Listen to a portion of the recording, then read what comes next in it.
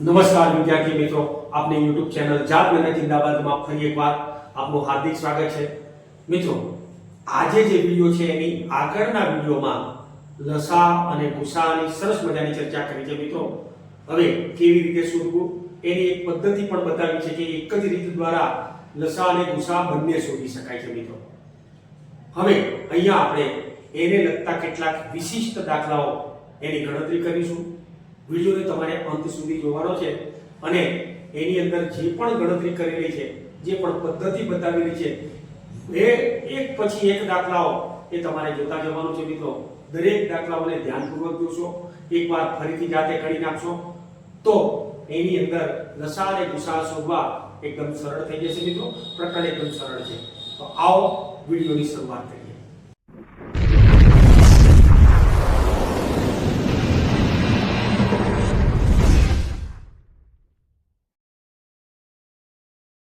મિત્રો, એવી સૌથી નાની સંખ્યા શોધો કે જેનાથી 12, 16, 24 અને 36 ચાર રકમ આપેલી છે. એનાથી ભાગવાથી દરેક પરિસ્થિતિમાં શેષ 7 વધે.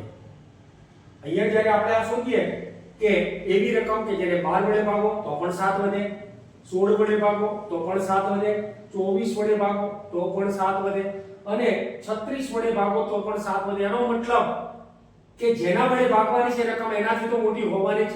આ બધી રકમો કરતા મોટી હોવાની અને મોટી હોય એટલે આપણે લસા તરીકે લઈશું એને. લઘુત્તમ સામાન્ય અવયવ એટલે કે લસા. અહીંયા મિત્રો આપણે લસા જ્યારે લઈએ ત્યારે લસા શોધવા માટે આપણી રીત છે 12, 16, 24 અને 36.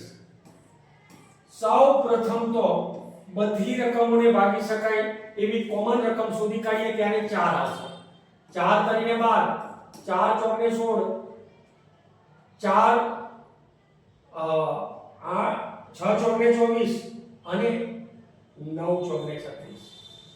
હવે બેકી સંખ્યાઓ આપણને મળે છે કોઈ તો બેકી સંખ્યાઓને 2 વડે ભાગો. 4 ને 2 વડે ભાગો તો 2, 6 ને 2 વડે ભાગો તો 3. અહીંયા તો તમારી પાસે 3 અને 9 એના જ પડેલા છે. હજુ પાછા 2 વડે ભાગો તો 3 એના જ, આ 3 એના જ, આ 9 એના જ, માત્ર 2 ને 2 વડે ભાગો એટલે 1.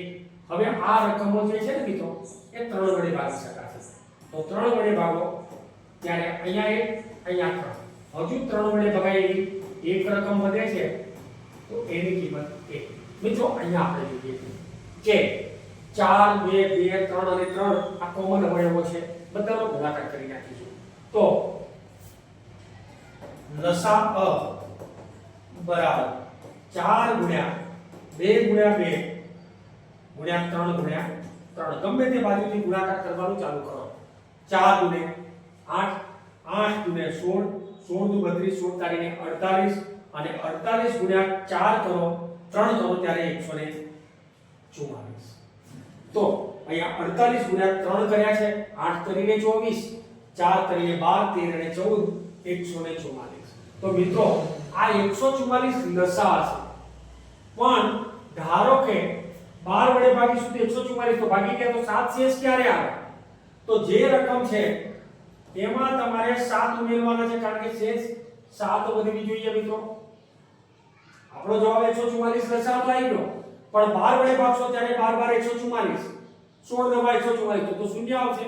આપણે શેષ 7 વધારવી છે અને 7 વધારવા માટે 7 શેષ વધારવા માટે મિત્રો અહીંયા 144 માં 7 ઉમેરી દો તો 151 એ આપણો સાચો જવાબ હશે. અહીંયા 151 લસામાં 7 ઉમેરી દો એટલે 151 એ આપણને સાચો જવાબ મળે. મિત્રો, તો આ રીતે શેષ 7 વધે.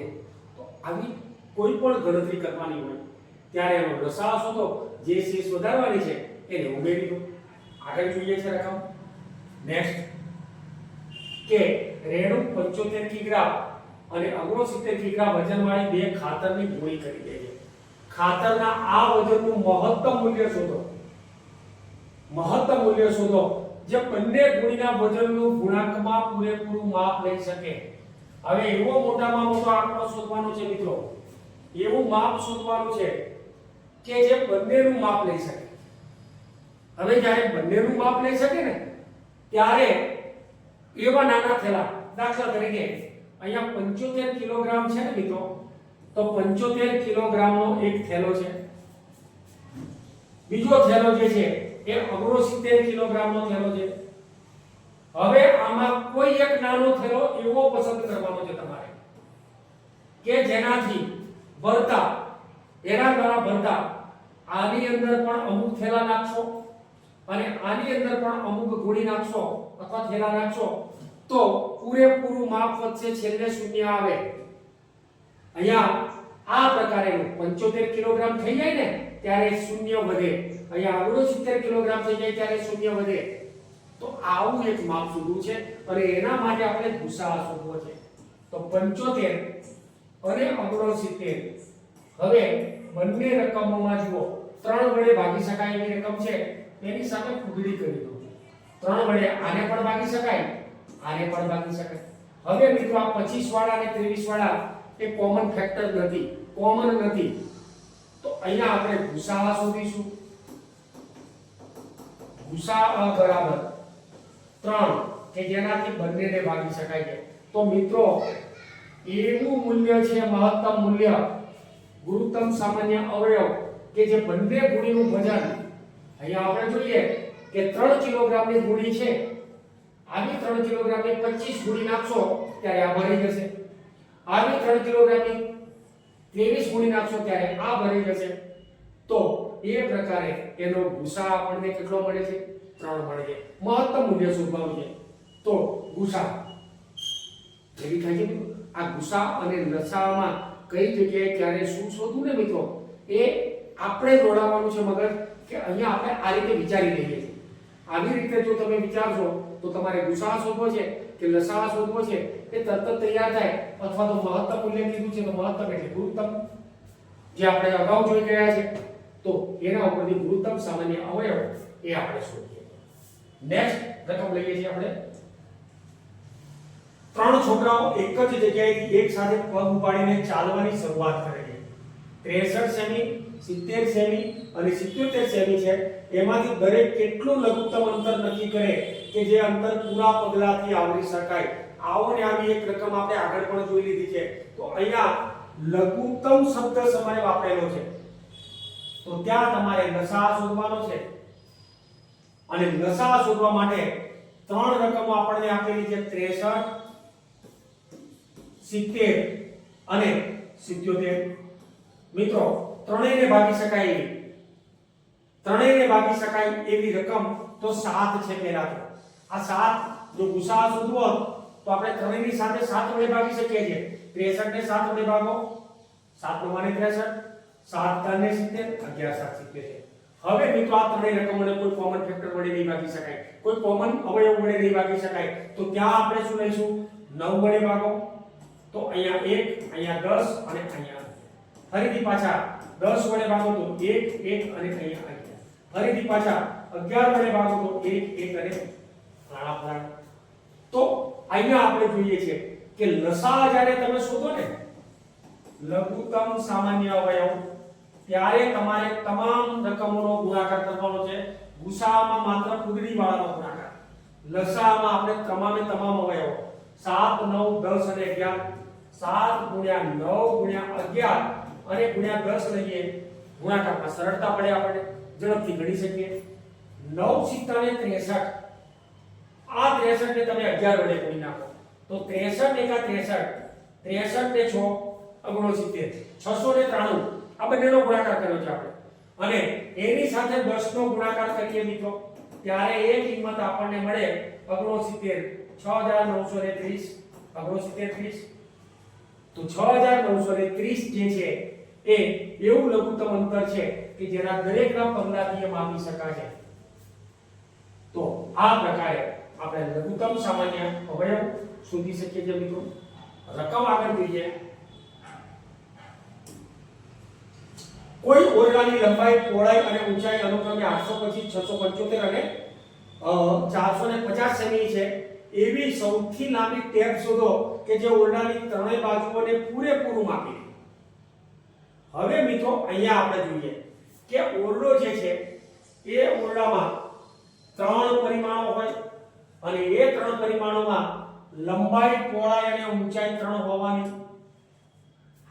હવે લંબાઈ, પહોળાઈ અને ઊંચાઈ જ્યારે હોય ત્યારે એવી મહત્તમ ટેપ શોધવાની છે કે જેમાંથી દરેકનું માપ તમે મેળવી શકો. એવું મોટામાં મોટું માપ આપણે શોધવાનું છે.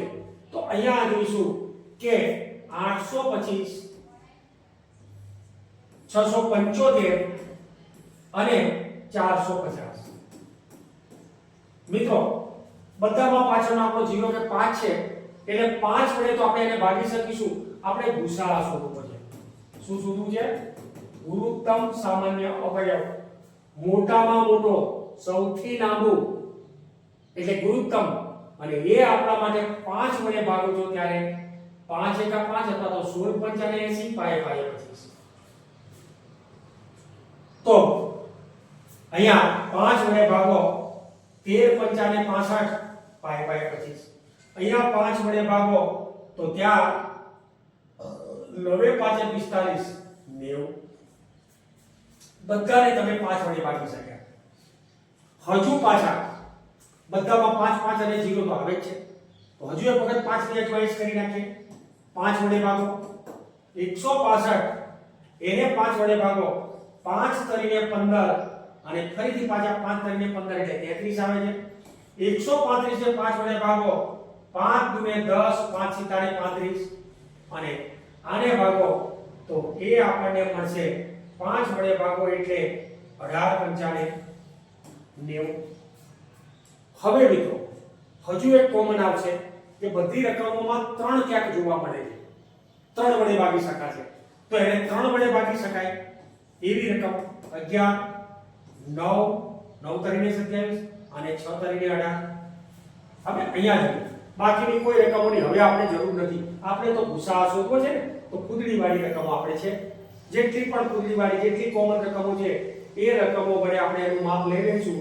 તો ગુસાઅ બરાબર 5 ગુણ્યા 5 ગુણ્યા 3 એટલે 75. આ ત્રણે ત્રણ રકમોને મિત્રો તમે 75 વડે આરામથી ભાગી શકો. આ રકમો જે છે એને તમે 825 છે તો એને 75 વડે ભાગી શક્યા તો 11 પૂર્ણ સંખ્યા મળી જાય છે. ત્યાર પછી 675 છે તો એને પણ 75 વડે ભાગશો તમે તો એ પણ પૂર્ણ સંખ્યા એટલે કે 9 મળી ગઈ. અને 450 એને પણ 75 વડે ભાગશો તો એ પણ પૂર્ણ સંખ્યા મળી ગઈ 6. મિત્રો તમે જોઈ શકો છો કે 75 સેન્ટીમીટર એવી લંબાઈ છે કે જેના વડે ત્રણેયને ભાગી શકાશે એ પ્રકારની રકમ આપણને મળે છે. તો એવી રકમ 75 માં આપણે લઈ શકીએ છીએ. અને ભાગો છો ત્યારે 6 વડે ભાગો એટલે બધામાં શેષ 0 વધે છે. તમામમાં 75 વડે ભાગશો ત્યારે શેષ 0 વધશે. તો સૌથી મોટી ગુરુત્તમ રકમ, ગુરુત્તમ સામાન્ય અવયવ એ આપણે શોધી લીધેલું છે. નેક્સ્ટ આગળની રકમ જોઈએ છે મિત્રો 6, 8 અને 12 થી વિભાજ્ય 3 અંકોની સૌથી નાની રકમ શોધો. હવે અહીંયા આપણે શું કીધું છે કે 6, 8 અને 12 થી વિભાજ્ય. પહેલા તો 6, 8 અને 12 થી વિભાજ્ય સંખ્યા શોધવી છે. તો એ શોધવા માટે આપણે શું કરીએ છીએ તો ત્યાં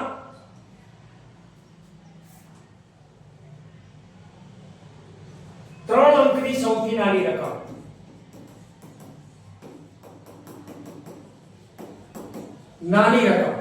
અને એ નાની રકમ આપણા માટે કઈ હોય 100 હોય અને સૌથી મોટી એ આપણે અહીંયા વિચારીશું 999 હોય. પણ 3 અંકની રકમ સૌથી નાની રકમ 100 છે. પણ એ રકમ એવી હોવી જોઈએ કે જે 6, 8 અને 12 થી વિભાજ્ય હોય. એવી રકમ શોધવાની જેને 6 વડે પણ ભાગી શકાય અને 8 વડે પણ ભાગી શકાય અને 12 વડે પણ ભાગી શકાય. તો મિત્રો તમારે લસાઅ શોધવો પડે અને એ લસાઅ શોધવા માટે 6, 8 અને 12. હવે અહીંયા આપણે જોઈએ કે 6, 8 અને 12 માં બધી રકમને 2 વડે ભાગો તો 3, 4 અને 6. હજુ 2 વડે ભાગો 3, 2 અને 3. હજુ 2 વડે ભાગો તો 3 1 અને 3 અને હવે 3 વડે ભાગી નાખો તો ટિંગ ટોંગ 0. તો અહીંયા આપણે જોઈએ છે કે એનો લસા આપણને કેટલો મળે, તો લસા બરાબર 2 ગુણ્યા 3 આટલાનો ગુણાકાર.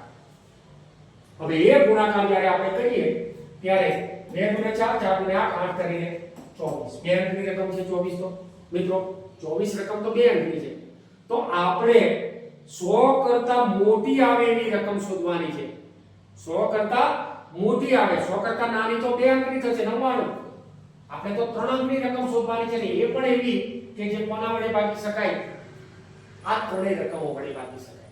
તો મિત્રો અહીંયા આપણે 24 ને 1 વડે ગુણીએ તો 24, તમારે ડાયરેક્ટ 5 વડે ગુણી નાખશો વાંધો નથી, પણ ખબર કેવી રીતે પડે તો ઉપરથી નીચેથી ગુણાકાર કરતા આવવાનું કે જે 100 કરતા મોટી રકમ આવે. તો 24 ગુણ્યા 1, 24 ગુણ્યા 2, 24 ગુણ્યા 3, 24 ગુણ્યા 4, 24 ચોક 96, એ તો આપણે 100 કરતા નાના છે. તો 24 ગુણ્યા 5 કરશો ને ત્યારે 120 રકમ જે આવશે એ બધી રકમો વડે ભાગી શકાશે. ટ્રાય કરી જોજો. એને 6 વડે પણ ભાગાશે, એને 8 વડે પણ ભાગી શકીશું અને એને 12 વડે પણ ભાગી શકીશું. 12 એકા 120, 6 ગુણ્યા 12 એટલે 20 આવશે અને 8 એકા 8, 8 પંચાને 40, તો 15 8 120. તમામે તમામ રકમો વડે ભાગી શકાય એવી નાનામાં નાની રકમ એ આપણા માટે કઈ છે 120 છે. મિત્રો આ બેનો તફાવત સમજો તમે, એટલા માટે બે દાખલા સાથે લીધેલા છે.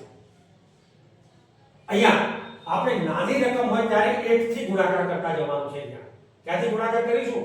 1 થી. હવે સૌથી મોટી રકમ આપણે શોધવી છે કે સૌથી મોટી રકમ કઈ રીતે આવે. તો ત્યાં આપણે જોઈએ કે 8 10 અને 12. હવે પહેલા તો 3 અંકની સૌથી મોટી રકમ,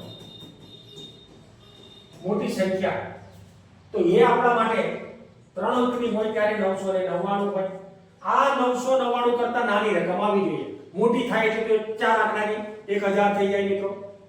તો 10000, સોરી અહીંયા 1000 થશે, 999 માં 1 ઉમેરો એટલે. તો આપણે 999 કરતા નાની રકમ આવી જોઈએ. એના પછીની તદ્દનની નાની રકમ કે જે આ ત્રણેય રકમો વડે 8 10 અને 12 વડે ભાગી શકાય. તો સૌ પ્રથમ તો વિધિ આપણે જે કરીએ છીએ એની એ જ કરીશું. 2 વડે ભાગો, 4 5 અને 6, 4 વડે ભાગો, 1 5 અને 6, 5 વડે ભાગો, 1 1 અને 6 અને 6 વડે ભાગો. આટલી કિંમતો છે. તો 2 4 5 6 ગુસા શોધીશું. સોરી, લસા લઘુત્તમ સામાન્ય અવયવી 2 ગુણ્યા 4 ગુણ્યા 5 ગુણ્યા 6, 2 ગુણ્યા 4 ગુણ્યા 5 ગુણ્યા 6, 6 પચાને 30, 8 કરીને 24, 240. મિત્રો 240 રકમ છે, પણ હવે આપણે શું કેવું છે કે 240 છે પણ 3 અંકની મોટામાં મોટી રકમ શોધવાની છે. તો 24 ચોક 96, 24 પંચા તો વધી જશે મિત્રો. તો આપણે 24 ને 4 વડે ગુણી નાખીશું. 4 વડે ગુણીશું તો 4 વડે ગુણતા આપણને 0 4 ચોક 16, 4 ગુણ્યા 8 1 9. આ 960 રકમ જે છે એ રકમ સૌથી મોટી રકમ એવી છે 3 આંકડાની કે જેને 8 વડે 10 વડે અને 12 વડે ભાગી શકાય. મિત્રો એનાથી મોટી